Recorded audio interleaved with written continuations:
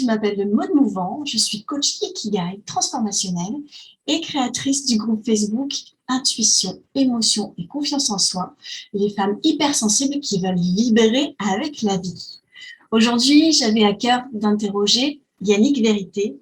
C'est parti. Bonjour Yannick, merci de Coucou, répondre bonjour. à cette interview. Alors déjà, je vais te présenter un petit peu. Yannick Ouais, Vérité, coach, auteur, formateur, quoi d'autre, biker, il n'y a que du heure. Ah non, juste étudiant, coach et surtout bioénergéticien quantique. Voilà. bioénergie. Ouais, Ouais. Alors moi, j'avais envie de discuter avec toi un petit peu par rapport à ton parcours. T'en es arrivé là où tu es aujourd'hui, tu sembles assez aligné avec ta mission de vie, ce que tu veux vivre, apporter aux autres. En fait, avant d'en arriver là, c'est ça qui va m'intéresser, moi. C'est qu'est-ce qui, par quoi t'es passé? Est-ce que tu as eu des étapes dans ta vie qui sont venues te dire là, tu vas pas dans le bon chemin, Yannick? C'est pas trop là où tu devrais aller. Qu'est-ce qui s'est passé d'un peu fort qui t'a permis peut-être de venir dans cette voie-là? J'ai vécu pendant des années, des années, des années la frustration de ne pas trouver ce qui m'animait. Et en fait, ça a déjà commencé, je dirais, au niveau de mes études. Et Dieu sait que beaucoup d'étudiants sont confrontés à ça. En fait, ils ne savent pas ce qu'ils veulent faire. Et moi, je me suis retrouvé donc avec mon bac en poche, ne sachant pas que faire. Donc j'avais l'envie de faire pilote de ligne parce que j'avais envie de voyager. Mais l'école nationale d'aviation était très chère, mes parents n'avaient pas les moyens. Donc je dirais, je me suis enlevé ça de l'idée. Et ma mère me dit un jour, pourquoi tu ne ferais pas kiné? Donc je vais voir le kiné chez qui elle faisait les séances, il m'explique son métier, je regarde ce qu'il fait, je me suis dit, tiens, pourquoi pas? J'y suis allé un peu en touriste, j'ai réussi le concours de kiné, mais quand je me suis retrouvé dans les études de kiné, je ne m'y suis pas retrouvé.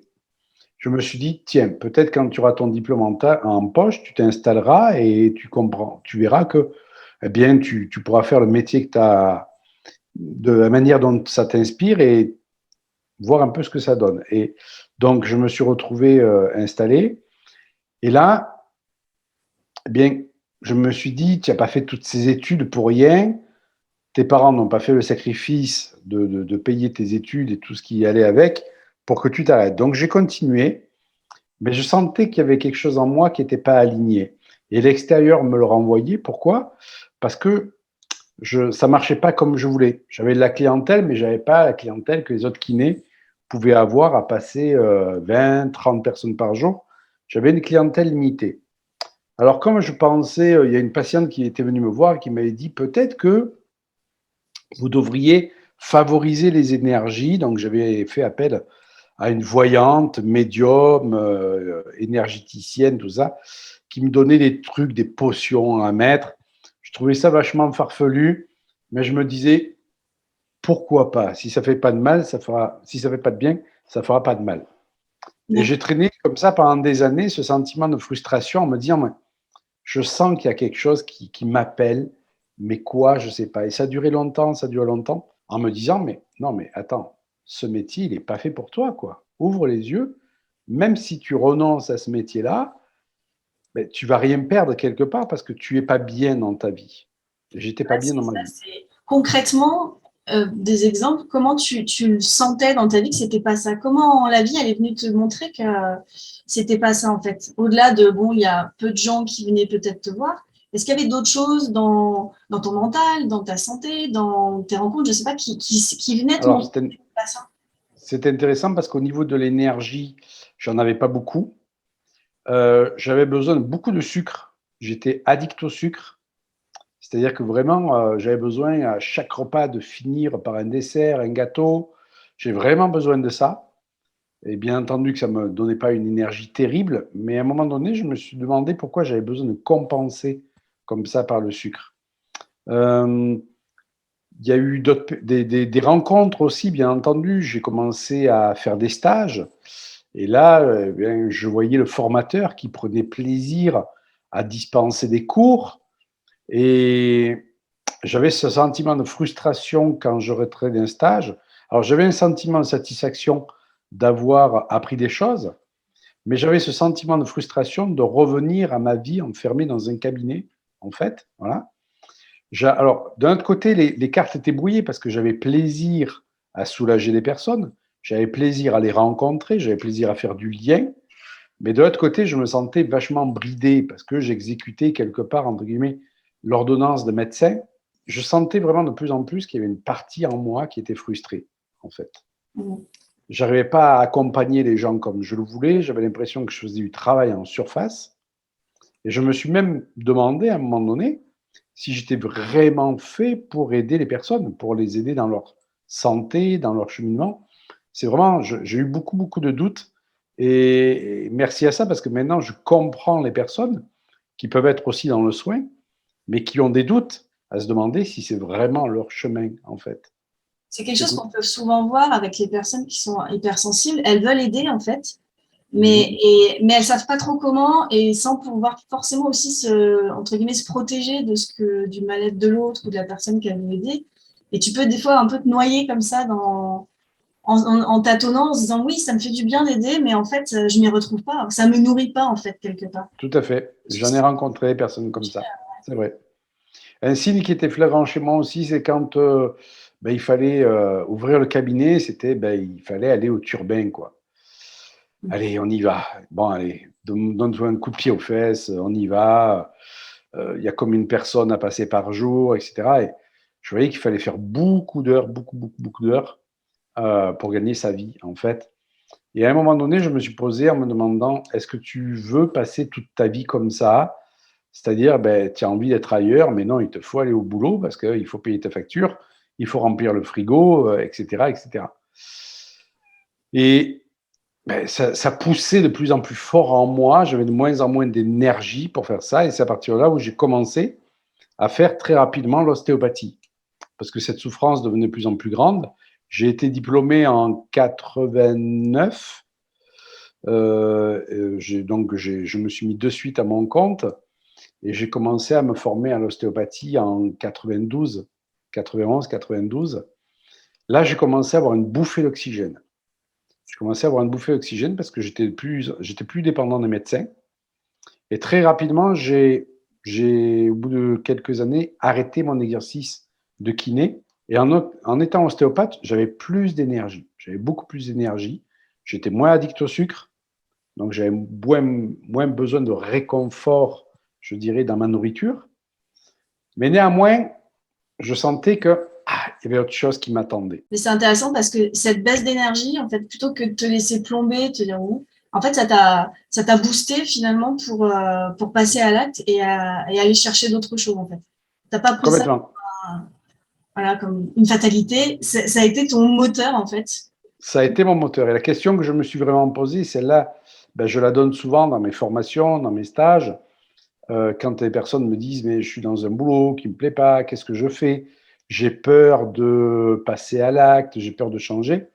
Je leur dis, mais posez-vous la question si vous voyez vraiment vivre toute votre vie comme ça, quoi. Parce que la vie, elle passe rapidement. Et si c'est pour aller, entre guillemets, au turbin, euh, je dirais, en traînant des pieds, c'est pas une option. Pour moi, c'était pas une option. Et donc, effectivement, le fait de devenir ostéo m'a donné une bouffée d'oxygène, mais je continuais à entretenir ce sentiment de frustration. Je ne savais pas d'où il venait, en fait. Je ne savais pas d'où il venait. Donc, de là, ça m'a conduit à faire d'autres formations derrière, en kinésiologie, en énergétique, en hypnose, etc., en naturopathie. À chaque fois, je mettais des cordes à mon arc. Donc, je passais par l'acquisition de nouvelles compétences. Donc, j'étais mieux dans mon taf, je comprenais mieux les problématiques de mes patients, je pouvais mieux y répondre. Je faisais plus un travail en surface, mais j'avais encore cette frustration. Je me suis dit, mais tu dois être un insatisfait chronique, en fait. Et ça, je me suis dit, mais comment tu vas pouvoir guérir ça, cette insatisfaction chronique, jusqu'à ce qu'un jour, une personne rentre dans mon cabinet. On fait une séance qui est très éclairante pour cette personne parce qu'elle a été suivie par pas mal de thérapeutes et cette séance l'avait, waouh, vraiment éclairée. Et ce gars me dit à la fin, mais pourquoi vous ne formez pas des gens à votre technique, quoi? Parce que là, vous êtes seul dans votre cabinet, vous recevez un nombre restreint de personnes. C'est dommage que d'autres personnes ne profitent pas de vos connaissances pour eux-mêmes aider d'autres personnes et que ça fasse une chaîne. Et là, je dirais, la révélation en me disant, mais c'est ça que tu cherches en fait. Et quand tu allais dans les formations, que tu revenais, tu étais content d'avoir des outils supplémentaires, mais que tu étais frustré de ne pas enseigner. Et là, je me suis dit, OK, c'est vers ça qu'il faut que tu ailles. Mais j'ai été rattrapé par le syndrome de l'imposteur qui me disait, oui, mais tu es qui pour enseigner quelque chose? Donc, il a fallu que je dépasse ça, en fait. Mais je dirais maintenant merci à cet inconfort qui m'a fait cheminer. Et quand on a ce sentiment de frustration, ben, il ne faut surtout pas le mettre, je dirais, sous couvert. Pourquoi? Parce qu'à un moment donné, il va s'exprimer tellement fort que ça peut vous rendre malade, Ouais, c'est ça, bien ça va jusqu'à entendu. la maladie Et ouais. oui, Et ça donc il touche faut l'entourage et plein de choses aussi. complètement. Donc il faut Ouais. vraiment le mettre à jour, le poser sur la table et lui dire, OK, qu'est-ce que tu as à me dire en fait? Qu'est-ce que tu as à me dire? Et j'ai compris par la suite que c'était moi en tant qu'âme qui tapait très fort en disant mais c'est ça que je veux faire, c'est ça que je veux faire. Et moi de lui dire chut, chut, tais-toi, on a la sécurité, on continue comme ça en fait. Parce que ce qui nous fait peur effectivement, c'est de passer à autre chose et de peut-être de connecter l'insécurité financière ou de nous mettre à nu ou de ne pas être à la hauteur de ce qu'on attend de nous. Et c'est vrai que ben, je n'étais pas du tout préparé au métier de formateur et qu'il a fallu que ben, je apprenne sur le tas avec tous les tâtonnements, je dirais, les écueils que ça peut apprendre et ça peut comprendre Ouais. aussi. Et Voilà. justement, ça m'amène à la question suivante. C'est, tu as compris en fait finalement que tu voulais aller faire ces choix-là. Qu'est-ce que ça t'a demandé en choix, entre guillemets, en sacrifice, en investissement, que ce soit temps financier, enfin voilà, par quoi tu as dû passer comme étapes qui peuvent être vues un peu costauds, c'est du vrai choix pour arriver où tu en es. Alors, il y a eu toujours effectivement des choix qui sont faits parce que quand j'ai décidé d'arrêter l'activité de kiné, j'ai pas revendu ma clientèle. Elle a pris, je dirais, la clientèle d'ostéopathie a pris le dessus, le pied. Et à chaque fois que j'ai fait des caps comme ça, quelque part, j'ai laissé une clientèle pour en reproduire une autre. Donc, eh ben, c'est la zone d'inconnu. Hein, oui, c'est carrément, on quitte quelque chose de connu pour aller vers quelque chose d'inconnu. Et là, le cerveau reptilien, eh bien, il met toutes les alarmes, tous les clignotants, tous les feux rouges pour dire attention, attention, attention. Voilà. Au niveau donc de mon premier mariage, je dirais, c'était pas tellement compris de quitter un confort, même si c'était pas un super confort, parce que j'avais une clientèle qui n'était pas très développée et les charges quand on est kiné, ben, on sait bien en France, elles sont élevées. Et donc, ben, ça a été aussi l'incompréhension de ceux qui étaient avec moi. Mais je dirais cet appel-là, il était beaucoup plus fort. Alors, ça a demandé des formations, un sacrifice financier, le fait ben, de certains jours de ne pas consulter, un deuxième sacrifice financier. Mais je disais, c'est pas grave, c'est un investissement.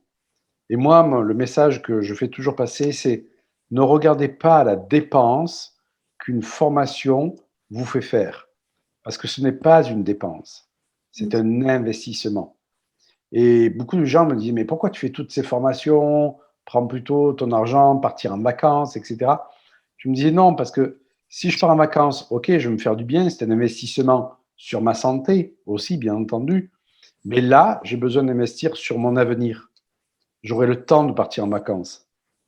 Et ben, je dis, quelque part, ça me réconforte d'avoir suivi mon ressenti, parce que tout cet investissement que j'ai fait dans les formations, eh bien, quelque part, je peux le retranscrire moi dans la formation que je donne, en ayant pris des points à droite, à gauche, comme ceci.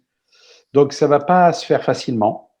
Ça demande un sacrifice qui soit familial, parce qu'on s'en va, donc on voit moins sa famille, on voit moins ses enfants. Ça demande, et si je dis ça, c'est qu'il y a beaucoup de personnes qui disent oui, mais Si je vais me former, je vais quitter mon chez-moi, je vais plus voir mes enfants de quelques jours. Ben ouais, c'est le prix à payer aussi.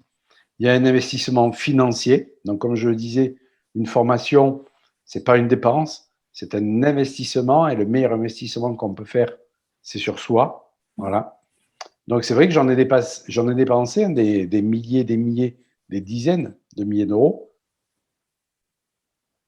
Mais c'est pas grave. C'était, je dirais, c'était nécessaire. Ouais. C'était nécessaire. J'imagine que tu devais sentir que c'était ça. Enfin, quand tu as cet esprit de se dire, ouais, là, c'est pas de l'argent c'est de l'investissement sur moi, sur mon potentiel et sur ce que je construis pour ce que je deviens. Tu as cette illumination, ce truc où tu sais que c'est ça. Donc, même par rapport à ton entourage, j'imagine que petit à petit, les gens doivent évoluer. Et si au départ ils freinaient, ils ont fini par te suivre finalement. Alors, il y avait quand même bien quelques réflexions en disant ouais, ben, tu vois, c'est 3 4 000 euros que tu vas mettre dans ta formation et qu'on n'aura pas pour partir en vacances. Voilà.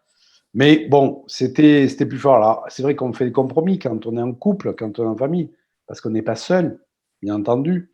Donc, si ça avait été que de moi, j'aurais fait encore plus de formation. Mais voilà, il fallait ménager le chou et la chèvre et trouver à peu près un juste équilibre qui permette de contenter tout le monde.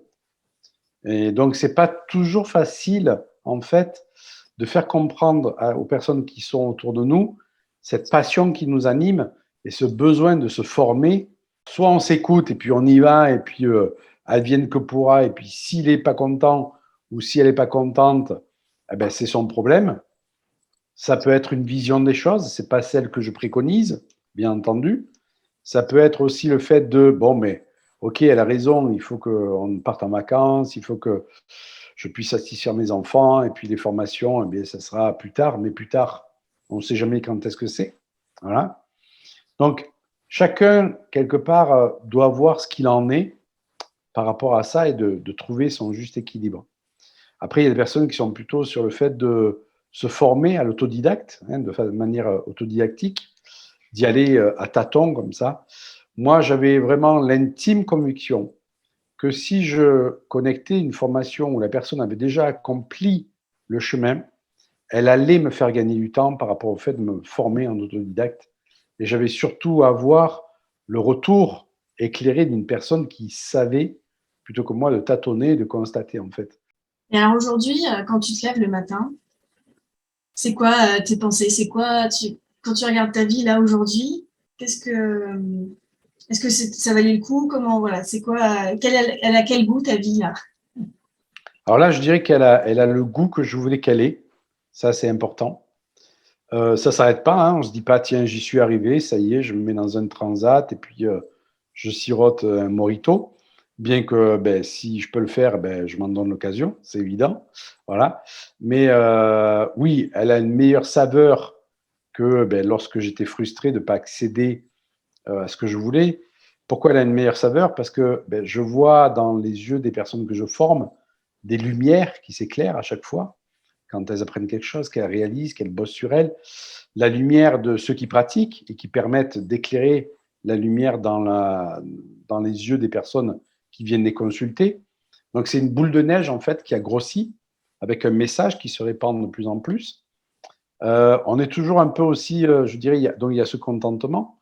Il y a aussi toujours un peu la part d'insatisfaction, de se dire tiens, ça pourrait aller plus vite, ça pourrait prendre plus d'ampleur.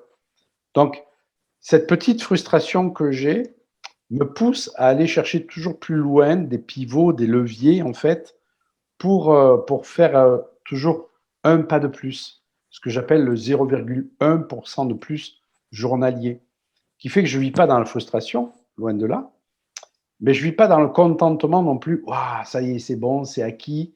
Non, parce que comme disait une amie psychanalyste que j'adore, elle me disait, eh bien, on évolue aussi à partir de la frustration. C'est-à-dire que la petite frustration qu'on va avoir, eh bien, va nous pousser à aller plus loin. Et on le sait bien sur des enfants où on donne tout, où ils ont tout à portée de main, on leur met tout dans la bouche, eh bien, il n'y a plus ce désir d'aller chercher les choses. Alors que quand il y a cette frustration de ne pas avoir ça, eh bien, ça nous donne la possibilité et l'envie d'aller l'acquérir, en fait. Donc, pour moi, c'est OK, ce que tu as parcouru, regarde-le, prends-en toute la portée, prends-en, je dirais, toute la satisfaction, remercie aussi par rapport à ce chemin-là. Pourquoi? Parce que le chemin que tu parcours, eh bien, plein de gens aimeraient le parcourir aussi. Mais ne te repose pas sur tes lauriers et regarde aussi ce que tu peux parfaire, acquérir, améliorer. C'est un juste équilibre entre, voilà, entre ce pôle de la gratitude et de la satisfaction, bien entendu, parce que sinon on est insatisfait chronique, mais de se dire, tiens, il y a ça là, ça je peux l'améliorer. Et donc c'est tout ça, en fait, qui est là tous les jours, qui se joue, qui fait qu'on se pose des questions, qu'on se remet en question sans pour autant douter qu'on est sur la bonne direction, mais on se remet en question. Je pense que c'est nécessaire de toujours se remettre en question pour pas se dire, ben, ça y est, j'y suis arrivé, quoi. Super. Et alors, du coup, la dernière question que j'aurais, c'est toi, le Yannick d'aujourd'hui, si tu avais à côté de toi le Yannick de 1990 qui naît et qui commence à être bien frustré là et à se dire, bon, qu'est-ce que tu aurais envie de lui dire? Ce serait quoi tes conseils là? D'écouter cette petite voix, parce que quand je reviens en arrière comme ça, par la conscience, je me dis, mais en fait, ce que tu cherchais, tu le savais en fait. Tu le savais parce que tu avais envie d'enseigner. Il y avait des signes qui te le montraient déjà, que tu avais envie de transmettre. C'est ça qui était important. Plus que de soigner, même si soigner, c'était important, il a fallu que je passe par là et j'adore faire ça, parce que ça m'arrive bien entendu de le pratiquer. Mais enseigner était d'autant plus important. Et je l'avais déjà, cette tonalité, je l'avais, cette réponse, mais je ne l'écoutais pas. Pourquoi? Parce que je pensais que ce n'était pas pour moi. Je dirais à ce jeune Yannick, écoute cette petite voix et suis le chemin qu'elle te montre. Arrête de résister. Arrête de freiner des cas de fer comme ça. Vas-y. Vas-y. Est-ce que ça m'aurait fait gagner du temps? La question reste posée. J'avais vraiment une distorsion entre ce que je ressentais et ce que je me disais. Et souvent, ce qu'on se dit n'est pas assez fort pour faire taire ce qu'on ressent. Ouais, c'est souvent la limite que je vois. Mais je sais consciemment ça, mais alors inconsciemment, voilà, C'est j'ai tout le ça. temps la même chose, le même truc. Ouais, C'est c'est exactement ça. d'où le mot j'investis sur moi quand je fais ce genre de formation, quand je chemine vers moi, c'est un investissement parce que cette dualité, elle s'apaise, Complètement. elle Même devient- si elle existe toujours, on s'aperçoit qu'elle diminue, elle s'apaise. Et maintenant, je peux voir effectivement aujourd'hui mon parcours en me disant, non, c'est comme ça, c'était nécessaire, c'est OK, quoi. Et je ressens que c'était OK. C'est pas seulement je pense, c'est vraiment je ressens que c'est OK. Mais je t'assure qu'il a fallu du temps, hein. Ça n'a pas été. Voilà. Eh ben, écoute, Yannick, merci beaucoup d'avoir pris ce temps pour répondre. Je trouvais Ben, ça c'était avec grand intéressant plaisir. d'aller creuser un petit peu derrière le youtubeur de l'écran, un petit peu savoir comment ça s'était passé. Merci beaucoup, je te dis à C'est bientôt. chouette. Ouais, ouais, très volontiers. Et belle vie à tout ce que tu entreprends, c'est vraiment super. Merci beaucoup. À tout bientôt. À Ciao, bientôt. ciao. Voilà la fin de l'interview. J'espère que ça vous a plu. Si vous avez envie de nous rejoindre sur le groupe des femmes hypersensibles qui veulent vibrer avec la vie, le lien est sous la vidéo. Vous êtes les bienvenus. J'offre énormément de contenu gratuit, de qualité, et on crée un bon groupe de personnes qui se comprennent et qui s'aident à cheminer toujours un peu plus vers elles. Au plaisir de vous voir.